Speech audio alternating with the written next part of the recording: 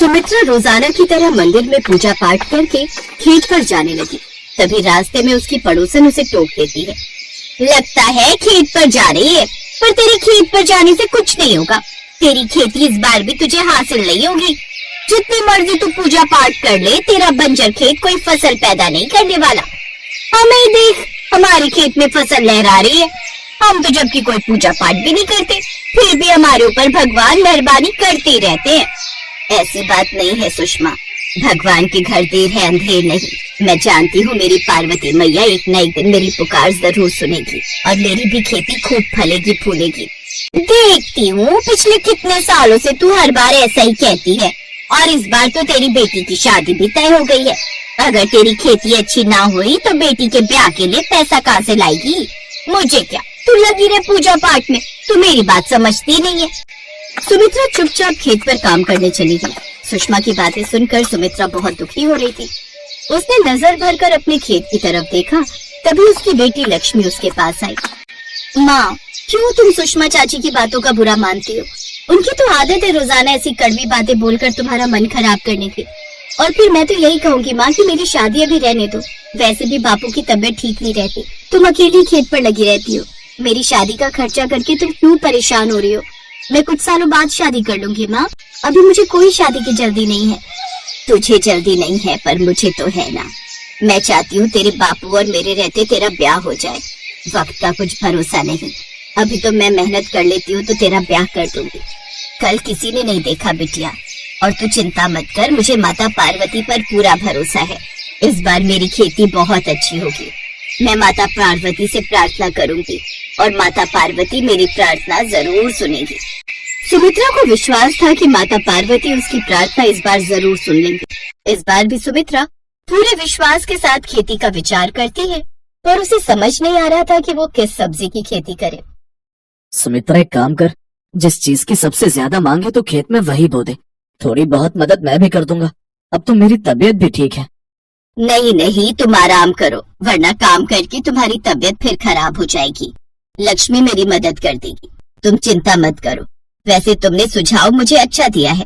सोच रही हूँ इस बार खेत में टमाटर बोलूं। टमाटर अच्छे दामों पर बिक जाएंगे, फिर मैं खूब धूमधाम से अपनी बेटी की शादी करूंगी। माँ, मैं भी तुम्हारी पूरी मदद करूंगी। अगले दिन सुमित्रा ने खेत पर काम करना शुरू कर दिया। लक्ष्मी भी सुमित्रा का पूरा साथ दे रही थी। सुमित्रा खेत में बीज बोते समय माता पार्वती का नाम ले रही थी। हे देवी मैया, इस बार मेरी टमाटर की खेती अच्छी हो जाए, बस यही प्रार्थना है। मुझ पर कृपा करना, मेरे खेत की फसल की पैदावार अच्छी हो जाए। कुछ दिनों की मेहनत के बाद सुमित्रा और लक्ष्मी के चेहरे पर खुशी आ जाती है, क्योंकि अब सुमित्रा के खेत में टमाटर की फसल आनी शुरू हो गई थी। माँ, देखो हमारे खेत में टमाटर उगने शुरू हो गए। मुझे पूरा विश्वास है इस बार हमारी फसल बहुत अच्छी होगी। हाँ, मुझे भी ऐसा ही लग रहा है। लगता है माता पार्वती ने हमारी प्रार्थना सुन ली और हमारे खेत में फसल लहराने लगी है। टमाटर के पेड़ कितने अच्छे तैयार हो गए हैं। सुनो जी, सुमित्रा ने तो कमाल कर दिया, अपने बंजर खेत में टमाटर की खेती कर दी। कहीं ऐसा ना हो इस बार इसके टमाटर बढ़िया दामों पर बिक जाए और हम हाथ पर हाथ धरे रहे। हमारे खेत में तो टमाटर बढ़िया उगे ही नहीं। अरे तुम चिंता मत करो भाग्यवान, हमारे पास बहुत से रास्ते हैं सुमित्रा की खेती खराब करने के। काम मेरे पास लाओ, मैं तुम्हें समझाता हूँ। पड़ोसी मदन अपनी पत्नी के कानों में कुछ कहता है। दोनों पति पत्नी बहुत चालाक थे। उन्हें इस बात से ईर्ष्या हो रही थी कि सुमित्रा की टमाटर की खेती इतनी बढ़िया कैसे हो गई। दोनों ने एक चालाक योजना बनाई और फिर अगले दोपहर जब लक्ष्मी घर पर थी और सुमित्रा खेत में एक पेड़ के नीचे थोड़ा आराम करने के लिए सो गई, तभी मौका देखकर मदन और सुषमा ने पूरे खेत में जहरीला पदार्थ छिड़क दिया ताकि सुमित्रा की टमाटर की खेती खराब हो जाए। और ऐसा ही हुआ। अगली सुबह तक सुमित्रा के खेत के सारे टमाटर के पौधे मुरझाने लगे। ऐसा लग रहा था कि सारी खेती खराब हो जाएगी। हे देवी माँ, ये क्या हो गया? आज मेरे टमाटर के सारे पेड़ मुरझा क्यों रहे हैं? लक्ष्मी, मेरा तो मन घबरा रहा है, कहीं इस बार भी हमारी फसल खराब ना हो जाए। माँ, ये देखो सारे टमाटर भी खराब हो रहे हैं। मुझे भी बहुत डर लग रहा है, पर ऐसा क्यों हुआ? कल तक तो टमाटर के पेड़ बहुत अच्छे थे, अचानक इन्हें क्या हो गया? बहुत सपने सजाए हैं तेरे ब्याह को लेकर कि ये अच्छी फसल बिकेगी तो पैसे आ ही जाएंगे, पर अब मुझे बहुत घबराहट हो रही है। हे पार्वती मैया, मैंने आपसे प्रार्थना की थी कि मेरी फसल की रक्षा करना, मैंने आप पर बहुत विश्वास किया है। मेरी टमाटर की फसल को बचा लो माँ, मेरी मदद करो। सुमित्रा और लक्ष्मी की आंखों में आंसू आ जाते हैं। कैलाश पर्वत से माता पार्वती सारा नजारा देख रही थी। देवी पार्वती, तुम्हें सुमित्रा की मदद के लिए जाना चाहिए। वो तुम्हें मदद के लिए पुकार रही है। स्वामी, मुझसे अब सुमित्रा का दुख देखा नहीं जा रहा। मैं उसकी मदद के लिए अवश्य जाऊंगी। मुझे आज्ञा दीजिए स्वामी। इसके पश्चात माता पार्वती एक साधारण स्त्री के रूप में सुमित्रा के पास आती हैं। अरे, तुम्हारे टमाटर के पेड़ इतने मुरझाए हुए क्यों हैं? पता नहीं बहन, हम ये खुद समझ नहीं पा रहे कि हमारी खेती खराब कैसे हुई। पर हमने तुम्हें पहचाना नहीं, तुम कौन हो? मेरा नाम गौरी है। मैं पास के गांव में रहती हूँ। मेरे बहुत सारे खेत हैं। अपने खेतों के लिए कुछ सामान लेने इस गांव में आई थी। मुझे लगता है तुम्हारी टमाटर की खेती को जानबूझकर किसी ने खराब किया है। इस पूरे खेत में जहरीला पदार्थ छिड़का गया है ताकि तुम्हारी टमाटर की खेती खराब हो जाए। क्या? ऐसा कैसे हो सकता है? हमारे खेत में भला जहरीला पदार्थ कौन छिड़केगा? वो सब मैं बाद में बताऊंगी। पहले तो तुम्हें दोबारा टमाटर की खेती करनी होगी, पर उस खेती में तो बहुत समय लग जाएगा। अब तो मौसम भी नहीं है दोबारा खेती बोने का। मेरी तो ये कई महीनों की मेहनत थी। अब हम क्या करेंगे लक्ष्मी? हे पार्वती मैया, ये सब क्या हो रहा है? मदद करो माँ, मैं तो केवल आप पर विश्वास करती हूँ। मेरा दुख दूर करो माँ, कोई रास्ता दिखाओ। तुम्हें लगता है कि माँ पार्वती तुम्हारी मदद को आएंगी? क्या तुम्हें पूरा विश्वास है? हाँ, मुझे अपनी माँ पार्वती पर पूरा विश्वास है।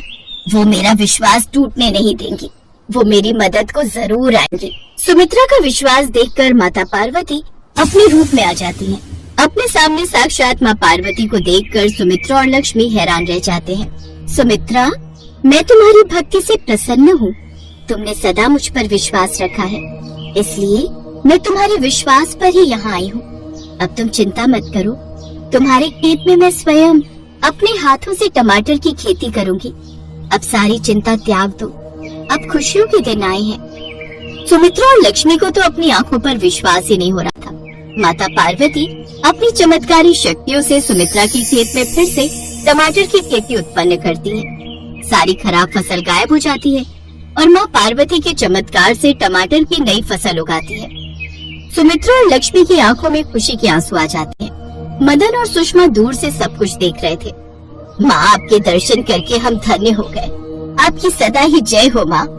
माँ, आज आपने हमारे खेत में फिर से टमाटर की फसल उगा दी, पर हमारे खेत में जहरीला पदार्थ किसने छिड़का? माँ, हमारा दुश्मन कौन हो सकता है? जिन्होंने ऐसा किया है, अब उन दोनों को ही दंड देना बाकी रह गया है। मैं उन्हें दंड देने के पश्चात ही कैलाश वापस लौटूंगी। माता पार्वती की बात सुनकर मदन और सुषमा घबरा जाते हैं और माता पार्वती के चरणों में गिरकर क्षमा मांगते हैं। हमें माफ कर दो माँ, हमसे भूल हो गई, हमें दंड मत दो। माता पार्वती, हमें माफ कर दो, हम कभी ऐसा नहीं करेंगे। ठीक है, अगर तुम्हें अपनी गलती का पश्चाताप है तो मैं तुम्हें क्षमा कर रही हूँ। आज के बाद कभी किसी से ईर्ष्या मत करना। ईर्ष्या को त्यागो और नेक कार्यों में मन लगाओ। सुमित्रा, मेरा आशीर्वाद तुम्हारे परिवार पर सदैव रहेगा। खूब धूमधाम से लक्ष्मी की शादी करना। तुम्हारे जीवन में अब खुशियों का आगमन होगा। सदा खुश रहो। सुमित्रा और उसके परिवार को आशीर्वाद देकर माता पार्वती अंतर्ध्यान हो जाती हैं। कुछ दिनों बाद माता पार्वती के आशीर्वाद से खूब धूमधाम से लक्ष्मी की शादी होती है। सुमित्रा अपने जीवन में आई खुशियों के लिए माता पार्वती को धन्यवाद कहती है। माँ पार्वती की कृपा से सुमित्रा का पति भी बिल्कुल ठीक हो जाता है। अब सुमित्रा अपने पति के साथ मिलकर अपने खेत पर काम करने लगी और माँ पार्वती की कृपा से अब सुमित्रा की खेती कभी खराब नहीं हुई।